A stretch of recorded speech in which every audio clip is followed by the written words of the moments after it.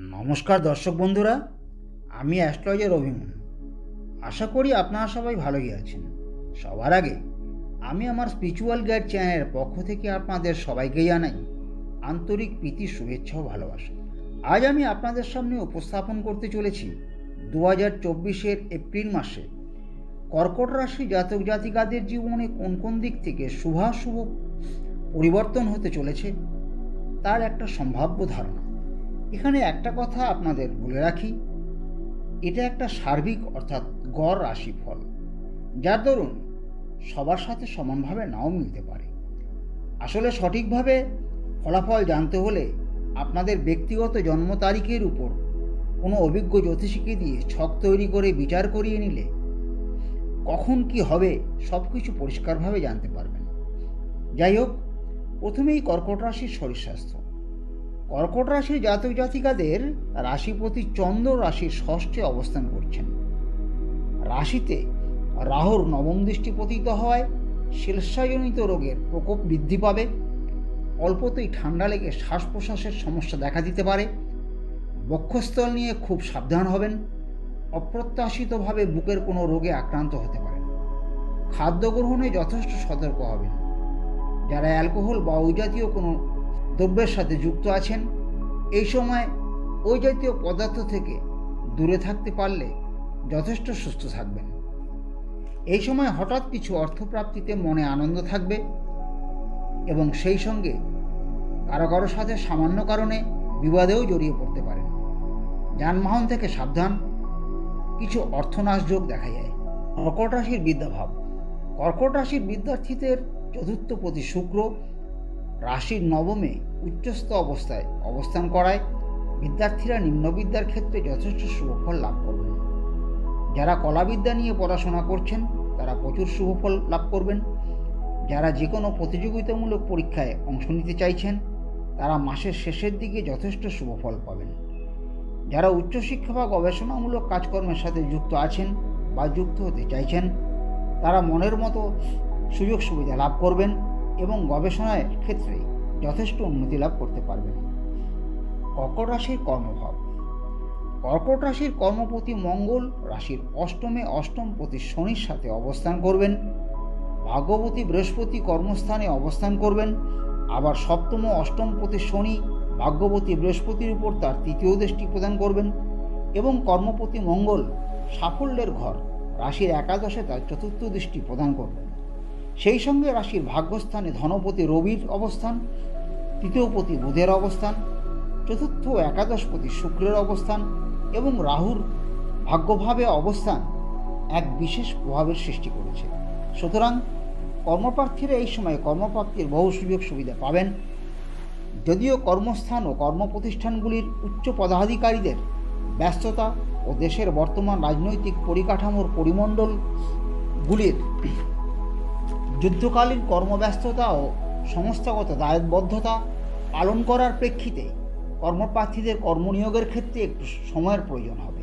সুতরাং কর্মপ্রার্থীরা একটু ধৈর্য ধরতে পারলে নিজেদের যোগ্যতা অনুযায়ী অনেকেই বিভিন্ন রকমের প্রতিষ্ঠানে কর্মলাভ করতে পারবেন।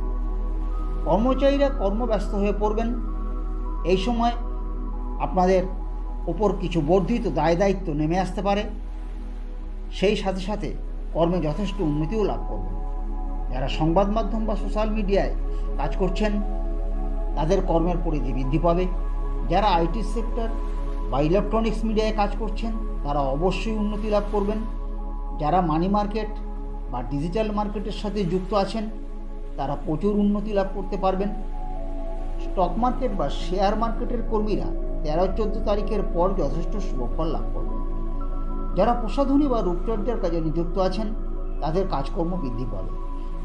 ডাক্তার, আইনজীবী, সিভিল ইঞ্জিনিয়ার, কণ্ঠশিল্পী, যন্ত্রশিল্পী, সঙ্গীত পরিচালক, চিত্র পরিচালক, চিত্রশিল্পী, গীতিকার ও কলাকুশলীরা নিজেদের যোগ্যতায় ভালোই উন্নতি লাভ করতে পারবে। ব্যবসায়ীরা বিশেষ করে যে কোনো তরল পদার্থ, দুধ, মিনারেল ওয়াটার, পেট্রোল পাম্প, তেল মিল, ট্রান্সপোর্ট, কোল্ড ড্রিঙ্কস, সাজসজ্জার জিনিসপত্র, বিভিন্ন বাদ্যযন্ত্র, গাড়ি কেনাবেচা ও ফ্ল্যাট বাড়ি কেনাবেচার ব্যবসায় প্রচুর উন্নতি লাভ করতে পারবে। কর্কট রাশির অর্থভাগ্য। কর্কট রাশির ধনপতি রবি রাশির নবমে আয়পতি শুক্রের সাথে অবস্থান করবেন, সুতরাং আপনাদের ধনভাগ্য উত্তম। 13 তারিখের পর ধনপতি রবি রাশির দশমে ভাগ্যপতি বৃহস্পতির সাথে অবস্থান করবেন এবং 15 তারিখ বৃহস্পতি কৃত্তিকা নক্ষত্রে অর্থাৎ ধনপতি রবির নক্ষত্রে প্রবেশ করবেন, সুতরাং ওই সময়ে আপনারা বিভিন্ন সূত্র থেকে বিভিন্নভাবে অর্থ লাভ করবেন। কর্মচারীরা বহু সূত্র থেকে লাভবান হবেন। বেসরকারি কর্মচারীরা নতুন কর্মলাভের মধ্য থেকে আর্থিক লাভবান হবেন, অর্থাৎ যথেষ্ট লাভবান তো হবেনই, এমনকি বেতনও বৃদ্ধি পেতে পারে।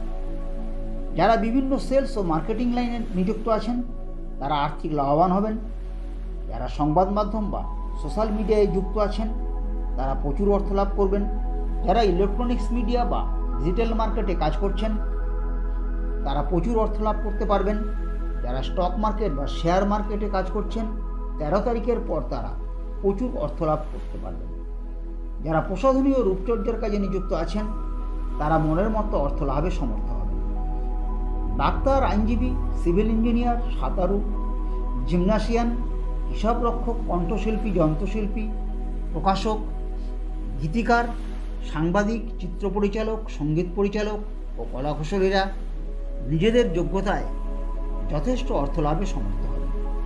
ব্যবসায়ীরা বিশেষ করে মাছ চাষ, মাছের আড়ত, যে কোনো তরল পদার্থ, যে কোনো মিনারেল ওয়াটার, তেল মিল, পেট্রোল পাম্প, দুধ, ঠান্ডা পানীয়, ট্রান্সপোর্ট, কাঁচামাল, আলু স্টোরেজ, বাড়িঘর কেনাবেচা, হোটেল ও রেস্টুরেন্টের ব্যবসায় প্রচুর অর্থ লাভ করতে পারবেন। কর্কট রাশির প্রেম প্রীতি।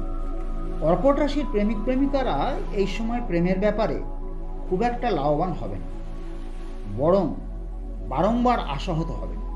প্রেম শুরু হতে না হতেই সামান্য কারণে প্রেম ভেঙে যাবে। নিজেদেরকে ব্যর্থ প্রেমিক প্রেমিকা বলে আপনাদের কখনো কখনো মনে হতে পারে।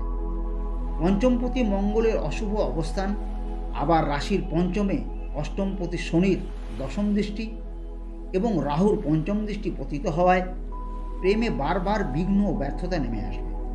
তবে মাসের শেষের দিক থেকে এই অবস্থার কিছুটা উন্নতি হবে। কর্কট রাশির দাম্পত্য পারিবারিক জীবন।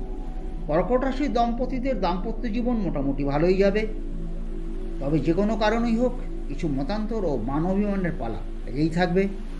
বিশেষ করে একে অপরকে সময় না দিতে পারাটাই মনকষ্টের কারণ হয়ে দাঁড়াবে। তবে মাসের মাঝামাঝি সময় থেকে অনেকটা সুখ লাভ করবেন।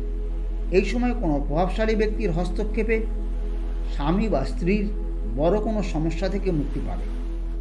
13-14 তারিখের পর পরিবারে খুশির হাওয়া বয়ে বেড়াবে।